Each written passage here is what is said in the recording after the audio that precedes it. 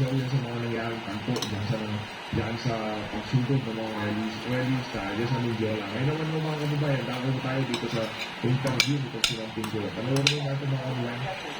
Pero yung mga ganito, kahit pa paano would you say that to be expected in a very highly priced situation? Yeah, in a very highly priced situation. Plus, you must, they probably saw also footages of what happened in Nepal, in Jakarta, even in Paris, and now in Belgrade, in Serbia. So siguro yung gaya-gaya rin, at saka yung talagang galit ang tao, we have to accept that. Yeah. Pero yung galit na, Yung iba dyan, hindi natin malaman. Gusto lang nila. Masaya ulit tayo na nagkakaroon yung talaga ng nalawakan mga pagpilog. Pero sana para sa mga lalabas dyan, isa po ito, isa bilang natin mga pinaglalaban natin. Yung mga kabataan, so ang sinisigaw daw nila, kalayaan. Kalayaan sa korupsyon, pwede naman, wala na tayong problema dyan. Pero mas mainam na talagang alam mo bawat isa mga dumadalo sa mga pagtitipon mo kung ano ang ating mga pinaglalaban. Yun ang mga kababayan. na gagawin kasi sa ganyang klaseng violence.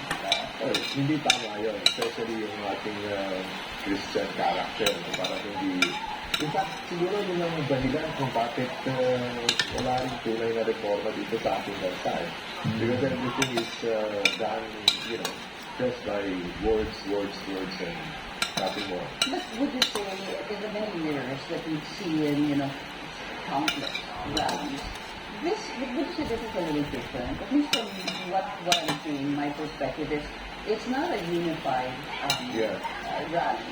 There are different pockets of rallies, and there are different organizers, and even some people would ask, saan ba ito pupunta din sa mga In fact, nung linggo, the other Sunday, last week, yung Paris Priest namin doon sa ang sabi sa Luneta raw. Yung pala sa EDSA, punta daw mga karamihan ng mga pare. Talaga nakakala. And that's also sad, no? The sense na imbis na magkaisa-isa, we have to accept the fact that we are a highly divided nation. So makikita mo yung iba pro Duterte, yung iba pink lawan, so to speak, yung iba, basta dala lang ng galit, yung silakbo ng damdamin, kaya sumama na lang. Pero admittedly, meron din talagang ilan na taking advantage of the situation. That always happens. I remember nung pinatalsik si Era, Edsa Dos, no?